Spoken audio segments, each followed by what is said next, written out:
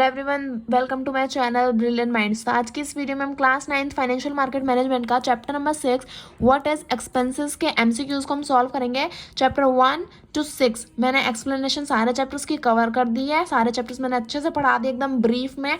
अगर आपने चैप्टर पढ़ लिया तो उसके बाद ही आप एमसीक्यू सीरीज पे आप जंप करना, क्योंकि अगर आपको चैप्टर पता होगा तभी आप एमसीक्यूज इजीली कर पाएंगे। तो अब चैप्टर 1 to 6 एक्सप्लेनेशन हो गई है और 1 to 5 चैप्टर के एमसीक्यूज हो गए हैं। तो चैप्टर नंबर 6 के हम एमसीक्यूज यहाँ पे करने वाले हैं। तो क्वेश्चन नंबर 1 दिया है, what do you mean by expenses, यानी कि एक्सपेंसेस से आप क्या समझते हैं। तो option number A, the money you save, यानी कि जो पैसा आप बचाते हैं वो आपके खर्चे होते हैं, गलत।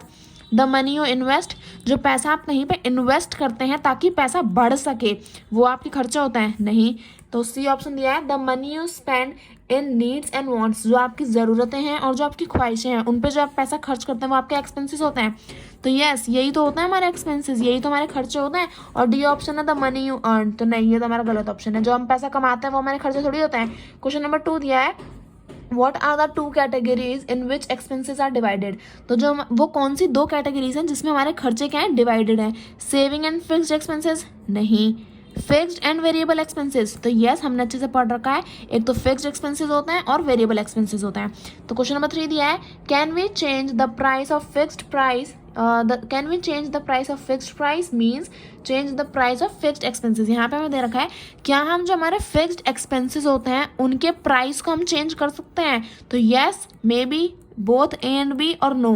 तो जो हमारे फिक्स्ड एक्सपेंसेस हैं, नाम से ही पता चल रहा है फिक्स्ड, यानी कि इसमें कुछ बदलाव नहीं हो सकता। तो नो, हम अपने फिक्स्ड एक्सपेंसेस के प्राइसेस को चेंज नहीं कर सकते, नो। क्वेश्चन नंबर 4 दिया है, the expenses which are dependent on our usages and consumption are known as, जो एक्सपेंसेस, जो खर्चे हमारे यूज करने पे और कंज्यूम करने पे क्या करता है, डिपेंड करते हैं, वो हमारे कौन से खर्चे होते हैं, variable expenses, fixed expenses, both and B, none of the above. तो हम किस चीज़ को कितना यूज़ करते हैं ये हमारे वेरिएबल एक्सपेंसेस हमें बताता है। फॉर एग्जाम्पल, अगर हम इलेक्ट्रिसिटी ज़्यादा यूज़ करेंगे तो ज़्यादा बिल आएगा, कम यूज़ करेंगे तो कम बिल आएगा। लेकिन अगर हम किराए पर रह रहे हैं तो ना, तो अगर हम रहें, 2 लोग रहें तब भी उतना ही हमें बिल देना पड़ेगा, एक इंसान रहे तब भी हमें उतना ही किराया देना पड़ेगा। तो वेरिएबल एक्सपेंसेस क्या हो जाएंगे, हमारे जो हमारे यूजेज और कंजप्शन पे हम क्या करते हैं, डिपेंड करता है, वो वेरिएबल एक्सपेंसेस होता है। क्वेश्चन नंबर कौन सा दे रखा है, क्वेश्चन नंबर 5 दे रखा है, the money you have spend for your school uniform is what type of expenses. ये आपकी बुक का ही एग्जाम्पल है। तो जो पैसा हम अपने स्कूल यूनिफॉर्म पे एक्सपेंड करते हैं वो हमारा फिक्स्ड एक्सपेंसेस होता है, यानी कि उसमें हम कुछ कम ज़्यादा नहीं कर सकते। क्वेश्चन नंबर 6 दिया है, variable expenses are, variable expenses कौन से होते हैं, in our control, not in our control, based on our consumption, both A and C. तो वेरिएबल एक्सपेंसेस हमारे कंट्रोल में होता है, तो यस। और हमारी कंट्रोल में नहीं होते, तो नहीं, वेरिएबल एक्सपेंसेस को हम कंट्रोल कर सकते हैं। बेस्ड ऑन आवर कंजप्शन, हम कितना हमारा कंज्यूम कर रहे हैं, कितना यूज कर रहे हैं, तो ये यस। तो बोथ ए एंड सी क्या हो जाएगा, मेरा करेक्ट ऑप्शन हो जाएंगे। तो क्वेश्चन नंबर 6 हमने यहाँ तक कंप्लीट कर लिया। बाकी के बच्चे हम नेक्स्ट पे से स्टार्ट करते हैं। क्वेश्चन नंबर 7 दिया है, full form of PYF। Chapter पढ़ाते वक्त मैंने 50 बार से भी ज्यादा बार बताया कि PYF क्या है, PYF क्या है। PYF है हमारा पे योर सेल्फ फर्स्ट। तो ऑप्शन नंबर बी क्या है हमारा, ऑप्शन नंबर बी हमारा करेक्ट ऑप्शन है। आई होप आपको ये सारे क्वेश्चंस मेरे आंसर बताने से पहले ही आते होंगे।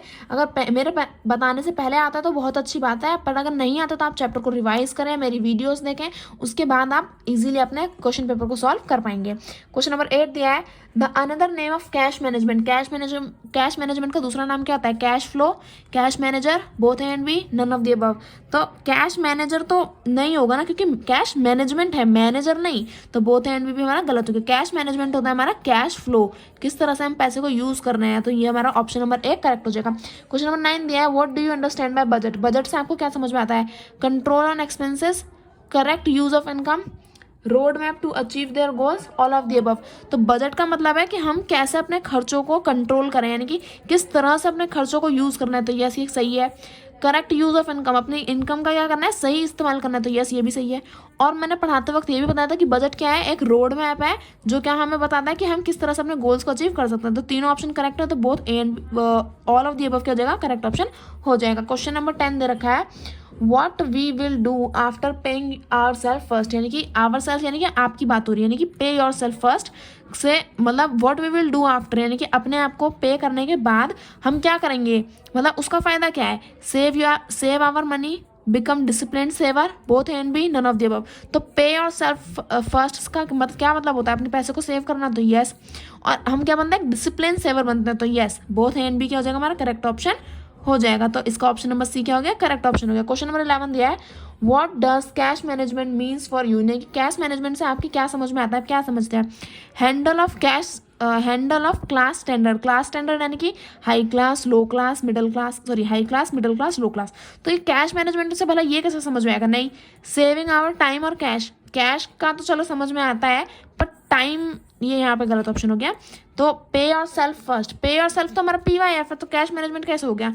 तो हैंडल इनकम एंड एक्सपेंसेस, अपने इनकम क्या है यानी कि हमारी क्या इनकम है और हमारे खर्चे क्या है, इस चीज़ को हैंडल करना क्या होता था हमारा कैश मैनेजमेंट हो जाता है। क्वेश्चन नंबर 12 क्या दे रखा है, क्वेश्चन नंबर 12 दे रखा है, what which is the most important thing to meet our goals, अपने गोल्स को मीट करने के लिए सबसे इंपॉर्टेंट चीज़ क्या है, सेविंग, एक्सपेंसेस, रेंट या फिर लोन।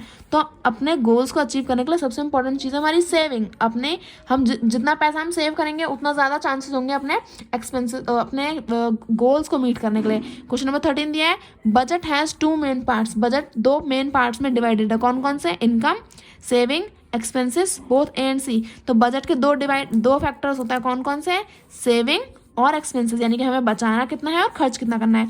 तो बोथ ए एंड सी क्या जगह हमारा करेक्ट ऑप्शन हो जाएगा। तो इसी के साथ हमारे क्वेश्चन नंबर 13 तक हो गए।